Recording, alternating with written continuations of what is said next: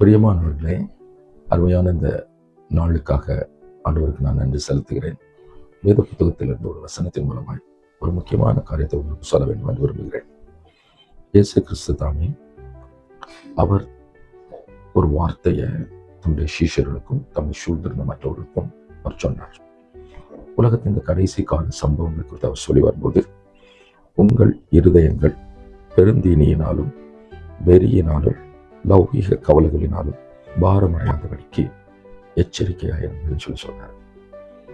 கடைசி காலத்துல நம்முடைய செயல்களும் நமக்கு தீமை இருதயத்தை பாதிக்கக்கூடிய காரியங்கள் ஆண்டவர் சொல்றது.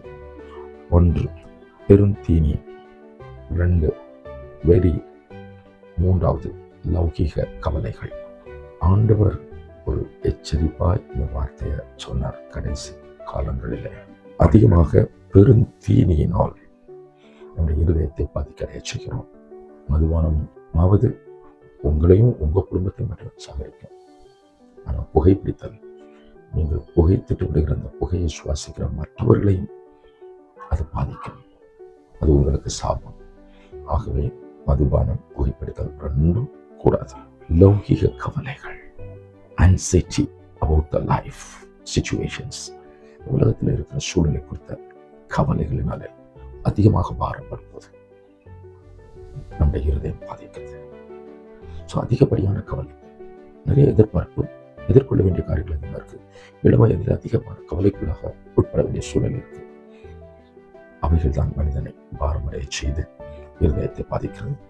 ஆகவே உங்கள் இருதயங்கள் பெருந்தீனியினால் வெறியினாலும் லௌகிக கவலைகளினாலும் அது பாரமடையாதபடி எச்சரிக்கையாளர்கள் என்று ஆண்டவர் எச்சரிக்கிறார். வசனத்தை எடுத்துக்கொள்வோம். ஆண்டவருக்கு வாழ்க்கையை அர்ப்பணிப்போம். வெறி உண்டாக்கக்கூடிய மதுபான வகைகள், புகைப்பிடித்தலை தவிர்த்து விடுவோம். மற்ற போதை வசதிகளை தவிர்த்து விடுவோம். லௌகிக கவலைகள், anxieties about life situations, அதில் நம்ம கவனமாக இருந்து உன் வழிகளை கர்த்தருக்கு ஒப்புவித்து அவர் மேல் நம்பிக்கை, அவர் காரியங்களை உங்களுக்கு வாய்க்க செய்வார். அவருடைய வார்த்தை மேல நம்பிக்கை வைங்க.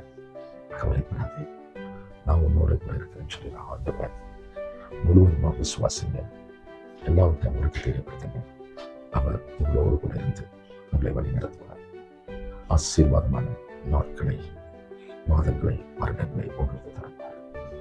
God bless you.